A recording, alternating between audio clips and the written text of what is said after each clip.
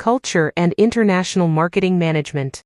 Saya Muhammad Rasendra Bramantio dengan NPM 2351011030. Maka nama saya Korea Sarapin Hussein dengan PM 2211011070. Perkenalkan, nama saya Muhammad Najibul Alatif dengan NPM 23514111033. Perkenalkan, saya Gusti Made Arsana dengan NPM 23110111068.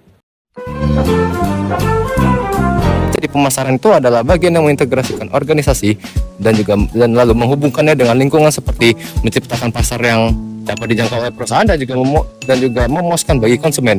Jadi selanjutnya saya akan menjelaskan tentang pemasaran internasional. Jadi pemasaran internasional itu merupakan proses untuk melakukan perencanaan, pelaksanaan, serta juga peninjauan dalam menjual dan juga memasarkan produknya di pasar banyak negara.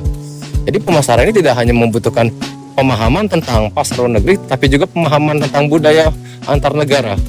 Secara sederhana itu, pemasaran internasional adalah segala aktivitas pemasaran yang melintasi batas-batas negara.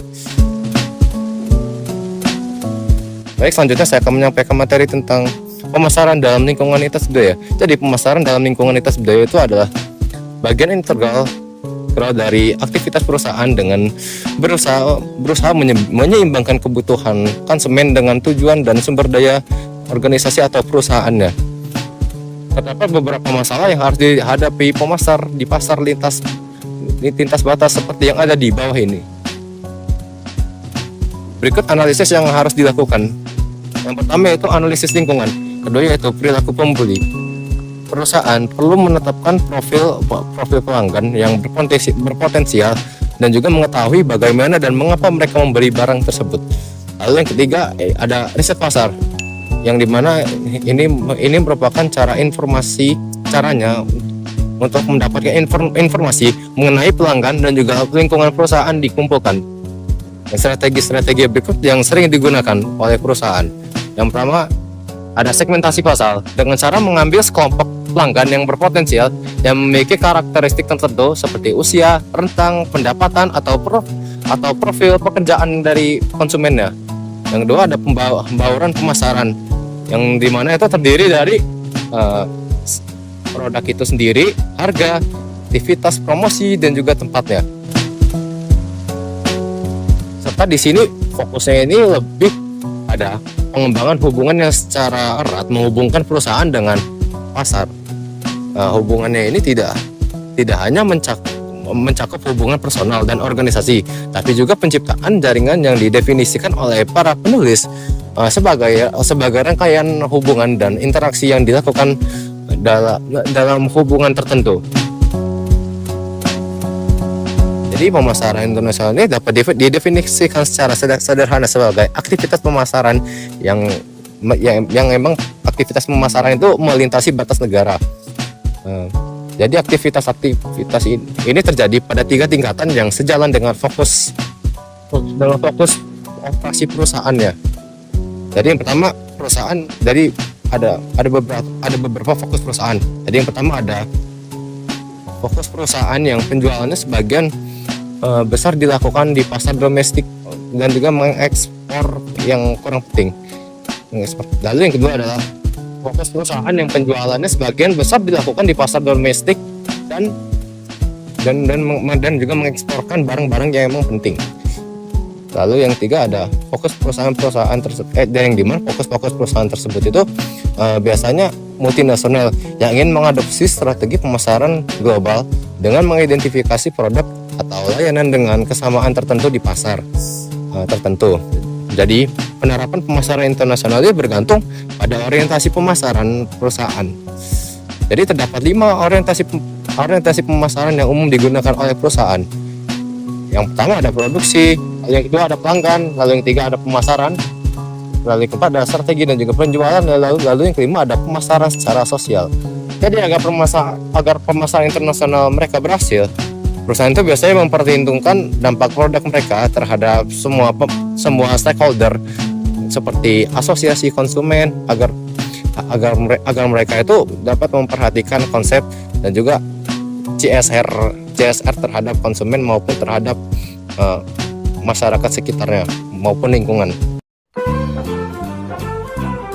Selanjutnya Selanjutnya itu pemasaran antar budaya. Nah, jadi pendekatan ini mempertimbangkan yang pertama yaitu geografi dan kebangsaan. Nah, yang kedua itu sikap, preferensi, dan gaya hidup konsumen seperti usia, kelas sosial, maupun pekerjaan. Termin utama identifikasi budaya yaitu yang pertama itu identitas, itu kebutuhan mempertahankan budaya nasional, merasa seperti di rumah sendiri. Yang kedua itu eksotisme, keinginan eksplorasi budaya lain dan merasakan pengalaman baru. Oke, dalam praktiknya pemasaran antar budaya sulit dijelaskan secara sederhana karena kedua konsep ini saling terkait. Oleh karena itu dibuat pengelompokan berdasarkan itu zona kedekatan budaya geografis. Dan yang kedua itu kelas kedekatan budaya. Contohnya, remaja usia 15-12 tahun di Jepang, Eropa, dan Amerika memiliki nilai perilaku dan gaya hidup yang serupa, serta menggunakan media sosial seperti internet dan TV satelit. Selanjutnya itu perilaku konsumen lintas budaya. Nah, jadi perbedaan budaya penting untuk komunikasi efektif, tetapi batas geografis dan politik semakin berkurang pengaruhnya karena perubahan ekonomi dan evolusi perilaku konsumen. Meski begitu, perbedaan budaya tetap ada dan mempengaruhi intensi perilaku konsumen.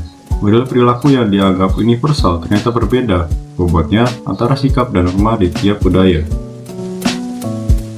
Selanjutnya itu masalah dalam riset pasar lintas negara. Yang pertama itu hambatan bahasa. Perbedaan makna kata dan penerjemahan dapat mempengaruhi interpretasi perilaku konsumen. Yang kedua itu sensitivitas pertanyaan. Dengan keterbukaan terhadap informasi, misalnya pendapatan berbeda antar negara. Dan yang ketiga itu teknik riset. Banyak metode berasal dari Amerika yang mengenakan ekspresi emosi, sementara budaya lain lebih suka pertanyaan secara praktis. Keempat itu perbedaan budaya. Konteks budaya harus diperhatikan agar interpretasi jawaban tidak salah. Yang kelima, kecurigaan.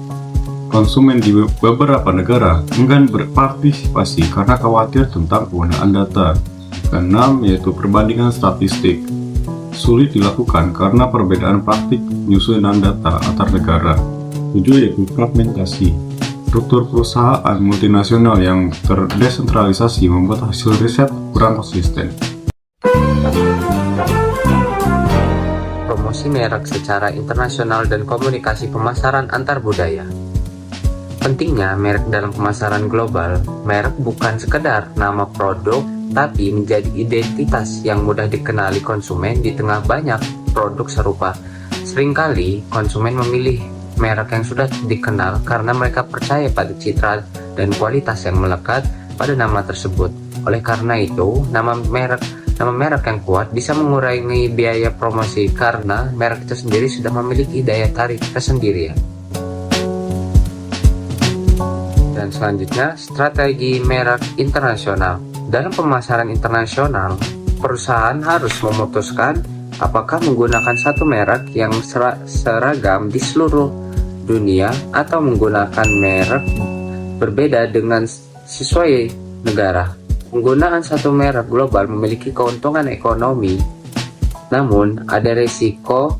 Misalnya, perbedaan bahasa dapat menyebabkan nama merek sulit diucapkan atau memiliki arti negatif di negara lain. Contohnya, merek yang cocok di satu bahasa bisa jadi sulit diucapkan atau memiliki nama lain di bahasa lain.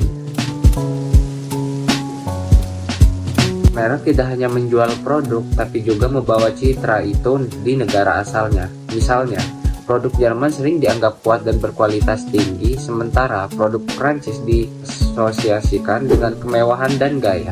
Produk Korea dulu sering dipandang murah, tapi persepsi ini mulai berubah seiring peningkatan kualitas dan inovasi mereka. Persepsi ini berbeda di setiap negara dan bisa sering waktu dipengaruhi oleh penggunaan konsumen dan kampanye pemasaran. Oleh karena itu, memahami citra nasional sangat penting dalam membangun strategi merek internasional agar produk diterima dengan baik di berbagai pasar. Merek adalah aset penting dalam pemasaran internasional yang bisa membawa nilai lebih dari sekedar produk fisik. Tantangan utama adalah menyesuaikan merek dengan budaya lain dan bahasa lokal, serta mengelola persepsi citra negara agar merek diterima secara positif di pasar global. Selanjutnya adalah dampak budaya terhadap iklan. iklan menjadi saluran utama komunikasi pemasaran. Tidak hanya memberi informasi, tetapi juga untuk membujuk konsumen. Dalam konteks global, internet membuka peluang promosi lintas negara. Namun, perbedaan budaya membuat strategi iklan seragam sulit untuk diterapkan. Budaya mempengaruhi cara konsumen memakai produk, merek, dan pesan. Karena itu, pendekatan budaya dalam periklanan penting untuk menciptakan keterikatan simbiosis dengan konsumen. Fokus iklan bukan pada kualitas produk, melainkan pada manfaat dan nilai yang dirasakan. Dengan penyesuaian lokal, cita produk dapat lebih kuat melekat dalam pikiran konsumen. Selanjutnya, makna merek dan pesan lintas budaya.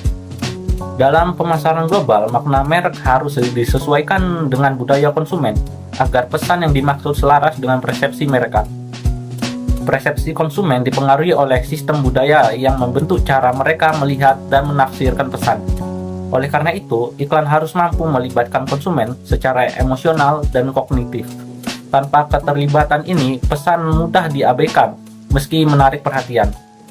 Adaptasi lintas budaya menjadi kunci agar merek diterima dan memiliki makna yang sesuai di setiap pasar. Berikutnya, pembingkaian pesan dalam kampanye pemasaran sosial. Dalam pemasaran sosial, pesan harus dibingkai dengan tepat agar dapat mempengaruhi perubahan perilaku. Pembingkaian dapat berupa positif, negatif, rasional, atau emosional, dan harus mempertimbangkan etika serta budaya target. Efektivitas pesan berbeda antara budaya. Misalnya, farming negatif lebih berhasil pada masyarakat kolektivis.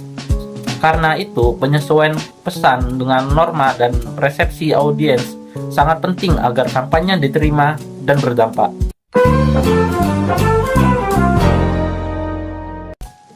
Jadi kesimpulan materi ini yaitu manajemen pemasaran internasional tidak hanya soal strategi atau metode, tetapi berpusat pada konsumen sebagai faktor utama yang membedakan budaya. Meski ada kecenderungan standarisasi perilaku konsumen, produsen tetap perlu menyesuaikan produk dan pendekatannya sesuai dengan pasar lokal. Selain itu, komunikasi memiliki peran penting dalam keberhasilan pemasaran lintas negara.